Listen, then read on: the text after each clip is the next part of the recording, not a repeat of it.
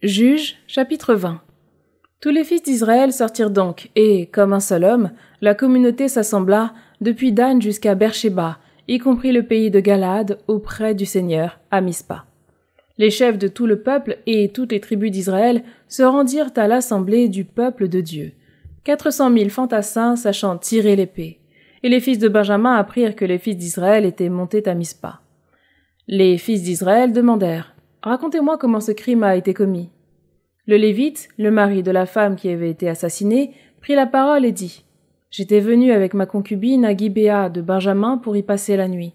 Les notables de Gibéa se sont ligués contre moi et ont cerné pendant la nuit la maison où je me trouvais. Ils avaient résolu de me tuer. Ils ont fait violence à ma concubine, elle en est morte. Alors j'ai pris ma concubine, je l'ai coupée en morceaux, que j'ai envoyée dans toute l'étendue de l'héritage d'Israël, car on avait commis en Israël un acte scandaleux et infâme. Vous voici tous, fils d'Israël, délibérez et prenez une décision ici même. » Tout le peuple se leva comme un seul homme en disant « Aucun d'entre nous ne reviendra à sa tente, aucun d'entre nous ne regagnera sa maison. Et maintenant, voilà ce que nous allons faire contre Gibéa. Nous tirerons au sort. Nous prendrons, dans toutes les tribus d'Israël, 10 hommes sur 100, 100 sur 1000 et 1000 sur 10 000. Ils procureront des vivres aux gens, à ceux qui iront punir Gibéa de Benjamin, pour toute l'infamie qu'elle a commise en Israël. » Tous les hommes d'Israël, associés comme un seul homme, s'unirent contre la ville. Les tribus d'Israël envoyèrent des messagers dans toute la tribu de Benjamin pour dire « Quel est ce crime qui a été commis chez vous ? Maintenant, livrez ces hommes, ces vauriens qui habitent Gibéa, nous les mettrons à mort, et nous ôterons ainsi le mal d'Israël. » Les fils de Benjamin ne voulurent pas écouter la voix de leurs frères, les fils d'Israël. Les fils de Benjamin quittèrent leur ville et se réunirent à Gibéa pour faire la guerre aux fils d'Israël. Ce jour-là, on recensa les fils de Benjamin qui étaient venus des villes. 26 000 hommes sachant tirer l'épée, sans compter les habitants de Gibéa, 700 hommes d'élite, dénombrés à part. Dans cette troupe, il y avait 700 hommes d'élite gauchers. Chacun d'eux pouvait, avec la pierre de sa fronde, lancer une pierre sur un cheveu sans le manquer. Les fils d'Israël furent également dénombrés, sans compter Benjamin. Ils étaient 104 000 hommes sachant tirer l'épée, tous hommes de guerre. Ils se mirent en route et montèrent à Béthel pour consulter Dieu. Les fils d'Israël demandèrent « Qui de nous montera le premier à l'attaque contre les fils de Benjamin ?»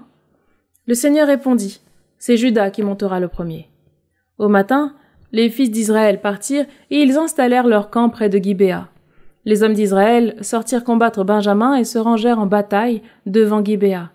Les fils de Benjamin sortirent de Gibéa et, ce jour-là, ils firent mordre la poussière à 22 000 hommes d'Israël.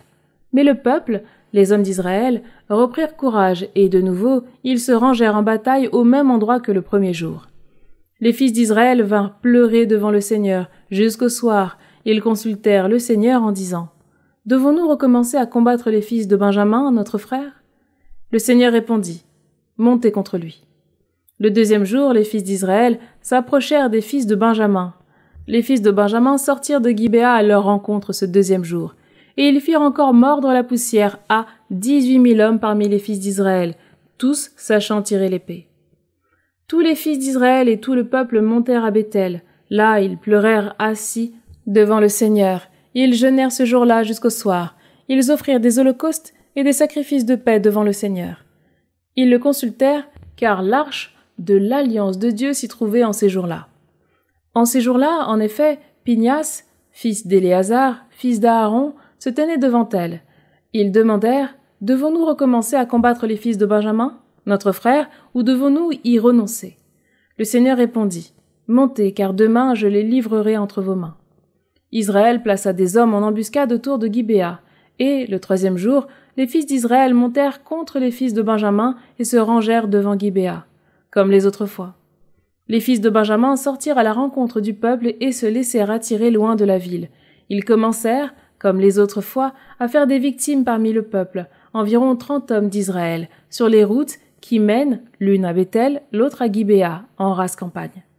Les fils de Benjamin se dirent « Les voilà battus devant nous comme précédemment. » Mais les fils d'Israël s'étaient dit « Nous allons fuir et les attirer loin de la ville sur les routes. » Ils quittèrent tous leur position, se mirent en ordre de bataille à Baal-Tamar, tandis que l'embuscade d'Israël surgissait de la position qu'elle occupait, à l'ouest de Géba. 10 000 hommes d'élite, pris dans tout Israël, arrivèrent en face de Gibéa. La bataille fut acharnée. Les fils de Benjamin ne savaient pas que le malheur allait s'abattre sur eux. Le Seigneur frappa Benjamin devant Israël. Ce jour-là, les fils d'Israël firent périr 25 100 hommes de Benjamin, tous sachant tirer l'épée. Les fils de Benjamin virent qu'ils étaient battus. Les hommes d'Israël cédèrent du terrain à Benjamin, car ils comptaient sur l'embuscade qu'ils avaient tendue contre Gibéa. Ceux de l'embuscade s'élancèrent rapidement sur Gibéa, se déployèrent et passèrent toute la ville au fil de l'épée. Or, il y avait une convention entre les hommes d'Israël et ceux de l'embuscade. Ces derniers devaient faire monter de la ville, en guise de signal, un panache de fumée.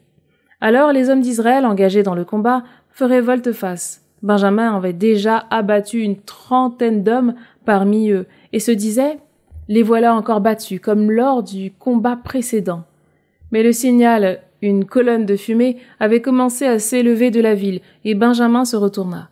Voici que la ville tout entière montait en feu vers le ciel. Alors les hommes d'Israël firent volte-face, et les hommes de Benjamin furent épouvantés. Ils virent que le malheur les avait frappés. Ils s'enfuirent devant les hommes d'Israël en direction du désert. Mais les combattants les talonnaient, et ceux qui venaient de la ville, les prenant à revers, les massacraient. Benjamin fut cerné, poursuivi sans répit, écrasé en face de Gibéa, du côté du soleil levant. 18 000 hommes de Benjamin tombèrent, tous hommes de valeur. Les autres tournèrent le dos et s'enfuirent au désert, vers le roc de Rimon. 5 000 hommes furent exécutés sur les routes. On en poursuivit jusqu'à Gidéom, et, de ceux-ci, on en tua 2 000. Le total des Benjaminites, qui tombèrent ce jour-là, fut de 25 000 hommes sachant tirer l'épée. Tous hommes de valeur. Les 600 hommes qui s'étaient enfuis au désert, vers le roc de Rimon, y restèrent 4 mois. Les hommes d'Israël revinrent vers les fils de Benjamin, les passèrent au fil de l'épée, la population des villes avec le bétail et tout ce qui s'y trouvait. Ils incendièrent aussi toutes les villes qui se trouvaient sur leur chemin.